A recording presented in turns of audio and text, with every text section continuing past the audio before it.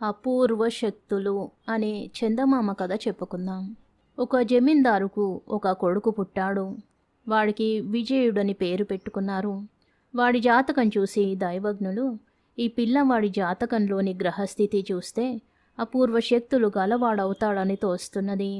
ఎక్కడికి వెళ్ళినా కీర్తి ప్రతిష్టలు, పుష్కలంగా ధనము గడించగల జాతకం అన్నారు. ఈ మాటలు విని జమీందారు సంతోషించి విజయుణ్ణి ఎంతో గారాబంగాను, ఏ లోటు లేకుండాను పెంచాడు.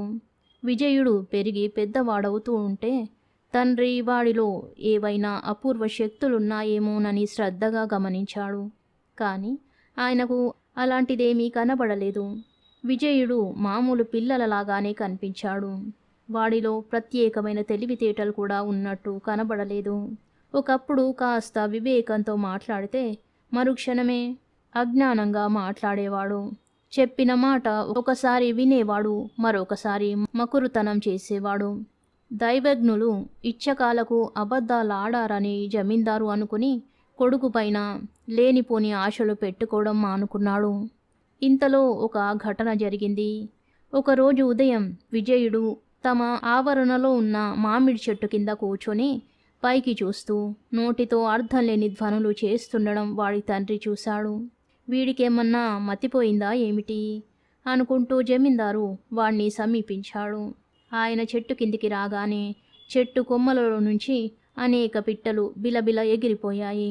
అయ్యో నాన్నగారు, పిట్టల్ని బెదరగొట్టేశారు అన్నాడు విజయుడు. నువ్వసలు ఇక్కడ కూర్చుని ఏం చేస్తున్నావు అని తండ్రి అడిగాడు. ఆ పిట్టలతో మాట్లాడుతున్నాను. అవి ఎక్కడెక్కడో తిరిగి చూసిన విశేషాలన్నీ చెబుతున్నాయి. నాకు తెలియని విషయాలు ఎన్నో వింటున్నాను అన్నాడు విజయుడు. అదెలా సాధ్యంరా? వాటి భాష మనకు తెలియదుగా అన్నాడు తండ్రి.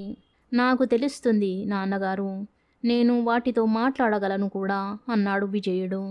వాడు చేస్తున్న అర్థం లేని చప్పుళ్ళు ఆ పిట్టల భాష అయి ఉండాలని జ్యోతిష్కులు చెప్పినట్టే వాడికి పక్షుల భాష అర్థం చేసుకునే అపూర్వ శక్తి సిద్ధించిందని జమీందారుకు అర్థమైంది.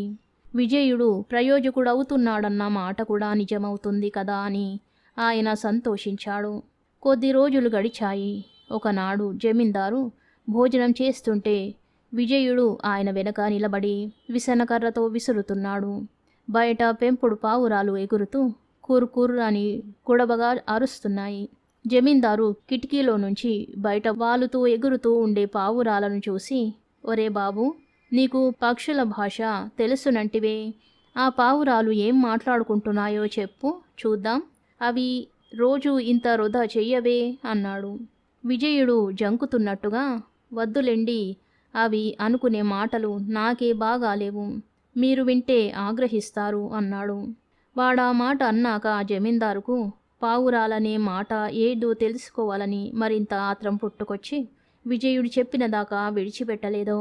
మీరు భోంచేస్తుంటే నేనెలా మీకు విసురుతున్నాను, నేను భోజనం చేస్తుంటే మీరు నాకు అలా విసిరే రోజు వస్తుందని ఆ పావురాలు చెప్పుకుంటున్నాయి అన్నాడు విజయుడు. ఈ మాటలు వినగానే జమీందారుకు ఆగ్రహం వచ్చేసింది. ద్రోహి, నీ మాటలు నేను నమ్మను. పావురాలేమన్నా కేరళ పక్షుల జోస్యం చెప్పడానికి నీకే ద్రోహబుద్ధి కలిగింది. నేను బతికుండగానే జమీ అంతా కాజేసి నా చేత ఊడిగం చేయించుకుందాం అనుకుంటున్నావు. నా ఇల్లు విడిచి తక్షణం వెళ్ళిపో, మళ్ళీ నా కళ్ళబడకు అని జమీందారు వెర్రికేకలు పెట్టాడు. విజయుడు తండ్రికి మంచిగా చెప్పి చూశాడు. నాకెలాంటి ద్రోహబుద్ధి లేదు, అవి అనుకున్న మాటలే చెప్పాను. ఆ మాటలు మీకెంత కష్టంగా ఉన్నాయో నాకు అంత కష్టంగానే ఉన్నాయి, అందుకే మొదట చెప్పనన్నాను అన్నాడు. అయినా జమీందారు మంకు పట్టుపట్టి విజయుడు తన గ్రామం నుంచి వెళ్ళిపోవలసిందే అన్నాడు. నిజానికి విజయుడు ఇల్లు విడిచి వెళ్ళడానికి అట్టే చింతించలేదు. ఎందుకంటే ప్రపంచం చూడాలనే ఉబలాటం పక్షుల ద్వారా వాడికి చాలా కాలంగా కలిగింది. వాటి ద్వారా వాడు ప్రపంచంలోని ఎన్నో వింతలను గురించి విని ఉన్నాడు. వాటిని ప్రత్యక్షంగా చూసే అవకాశం వాడికి ఇప్పుడు దొరికింది.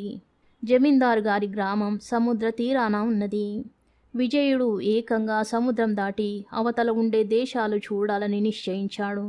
అదృష్టవశాత్తు సముద్రం మీద ప్రయాణమైపోతున్న ఓడ ఒకటి వాడికి తటస్థపడింది. వాడు దానిలో ఎక్కి ప్రయాణమయ్యాడు. ఆ ఓడ విజయుణ్ణి తిన్నగా సింహలానికి చేర్చింది. ఓడ దిగి వాడు కాలినడకన ప్రయాణం సాగించాడు. పోగా పోగా వాడికొక రమ్యమైన పూలతోట, దాని అవతల ఎత్తైన చెట్లు గల తోపు, వాటికి ఎగువగా బంగారు పూత పూసిన కలశాలతో అలంకరించి ఉన్న మేడల శిఖరాలు కనిపించాయి. అదేదో రాజభవనం అయి ఉండాలి అనుకుంటూ విజయుడు పూలతోట మీదుగా తోపు ప్రవేశించాడు. ఎవరో చెట్లు కొడుతున్నట్టు చప్పుడు వాడికి వినబడింది. ఈ చప్పుడుతో పాటు వాడికి మరొక ధ్వని కూడా వినవచ్చింది. రాజభవనానికి ఎగువగా ఆకాశంలో కొన్ని లక్షల పిచ్చుకలు కిచకిచలాడుతూ ఎగురుతూ ఉండడం కనిపించింది. రాజభవనం సమీపిస్తున్న కొద్దీ ఆ పిచ్చుకల వృధ దుర్భరమైంది. విజయుడు ఈ వింత చూసి ఆశ్చర్యపడుతూ తన చెవులను చేతులతో గట్టిగా మూసుకొని ముందుకు సాగాడు.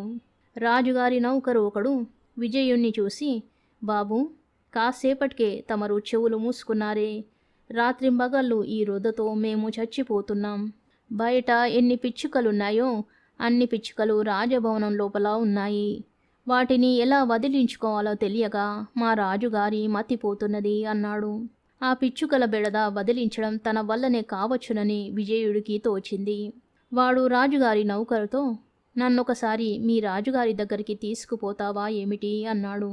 నౌకరు విజయుణ్ణి రాజభవనంలోకి తీసుకుపోయాడు.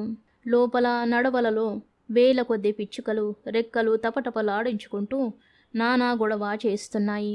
రాజుగారు ఒంటరిగా ఒక గదిలో కూర్చున్నారు. పిచ్చుకలు రాకుండా ఆ గది కిటికీలన్నీ మూశారు. ద్వారం కూడా మూసి అక్కడ ఒక మనిషిని కాపలా ఉంచారు. విజయుడి కోసం ద్వారం తెరిచినప్పుడు ఒక చొరవైన పిచ్చుక గదిలోకి రానే వచ్చింది. విజయుడు రాజుగారితో, మహారాజా, మీకు పట్టుకున్న ఈ పిచ్చుకల బెడద చూస్తున్నాను. దీన్ని వదలగొట్టడం చాతనైతే నా ఒక్కడికే చాత కావాలి అన్నాడు. ఈ మాట వినగానే రాజుగారి ముఖం విప్పారింది. నీవు ఈ ఉపకారమే చేస్తే నీ రుణం ఉంచుకోను, సరే కదా? యావజ్జీవం నీకు కృతజ్ఞున్నై ఉంటాను. కానీ ఎవరి వల్ల కాని ఈ పని నీ వల్ల ఎలా అవుతుంది అని ఆయన అడిగారు. మహారాజా, ఈ పిచ్చుకలిలా పెచ్చుమీరి ప్రవర్తించడానికి ఏదో కారణం ఉండి ఉంటుంది. అవి ఎందుకో మీ మీద పగబట్టి ఇలా చేస్తున్నాయి. నాకు పక్షి భాష తెలుసును. వాటి కోప కారణం నేను వాటి ద్వారానే తెలుసుకుంటాను. అప్పుడు మీరు వాటిని సమాధానపరచడానికి తగిన యత్నం చేయవచ్చు అంటూ విజయుడు తన వెనుకగా రాజుగారి గదిలోకి జొరబడిన పక్షితో మాట్లాడి రాజుగారికేసి తిరిగి, ఇదేమీ పెద్ద సమస్య కాదు మహారాజా. మీరు తోపులో చెట్లన్నీ కొట్టేయమని ఆజ్ఞ ఇచ్చారట. ఆ చెట్లపై గూళ్ళు పెట్టుకొని నివసించే ఈ పిచ్చుకలకు కోపం వచ్చి ఆగడానికి పూనుకున్నాయి. చెట్లను కొట్టే ప్రయత్నం విరమించండి, ఇవి మిమ్మల్ని బాధించవు అన్నాడు. రాజుగారు చెట్లు నరకడం మాన్పించాడు. పిచ్చుకలు ఆయనను సాధించడం మానాయి. రాజుగారు విజయుడికి ఒక పెద్ద ఓడ, అంతులేని బంగారము నౌకర్లు బహూకరించాడు. ఆ ఓడలో ప్రయాణిస్తూ విజయుడు అనేక రాజుల వద్దకు వెళ్ళాడు. పక్షుల మూలంగా ఎవరికి తెలియని లోక వార్తలు అతనికి తెలియడం వల్ల అతను వెళ్ళిన చోటల్లా గొప్ప గౌరవం లభించింది, సన్మానాలు దొరికాయి. ఈ విధంగా 10 ఏళ్ల కాలం దేశాటన చేసి విజయుడు ఏ వర్తకులు సంపాదించలేనంత సంపద సంపాదించాడు. చివరకు అతనికి ఇంటిపై గాలి మళ్ళింది. అతను తన ఓడలో స్వదేశానికి తిరిగి వచ్చి తన గ్రామానికి సమీపంగా రేవులో లంగరు దించాడు. ఎవడో మహాధనికుడైన వర్తకుడు తమ రేవులో దిగాడని జమీందారుకు తెలిసింది. ఆ మహావ్యక్తి తన కొడుకేనని తెలియక జమీందారు స్వయంగా వచ్చి విజయుణ్ణి తన ఇంటికి విందుకు పిలిచాడు. అతని బంధువర్గమంతా విందు భోజనానికి కూర్చున్నారు. అంత చిన్నతనంలోనే అంత ధనము, అంత లోక జ్ఞానము, వివేకము సంపాదించిన తన అతిథిపై జమీందారుకు ఎక్కడలేని గౌరవము ఏర్పడింది. ఆయన విసనకర్ర తీసుకుని తన అతిథికి విసరసాగాడు. అది చూడగానే విజయుడు ఫక్కున నవ్వాడు. జమీందారు అతన్ని ఆశ్చర్యంతో చూసి, ఎందుకు నవ్వుతున్నారు అని అడిగాడు. నన్ను గుర్తుపట్టనే లేదా నాన్నగారు? ఆ రోజు పావురాలన్నీ అన్న మాటలు ఎలా నిజమయ్యాయో చూసారా? నేను విజయుణ్ణి అన్నాడు విజయుడు. జమీందారు తన కొడుకు ఇంత వాడైనందుకు, తిరిగి తన వద్దకు వచ్చినందుకు పరమానందం చెంది అతన్ని కౌగలించుకొని ఆనంద బాష్పాలు రాల్చాడు. విజయుడి రాకకు బంధువర్గమంతా సంతోషించింది. విజయుడు వివాహం చేసుకుని తండ్రి ఇంటనే సుఖంగా ఉన్నాడు. కథ సమాప్తం. శుభం.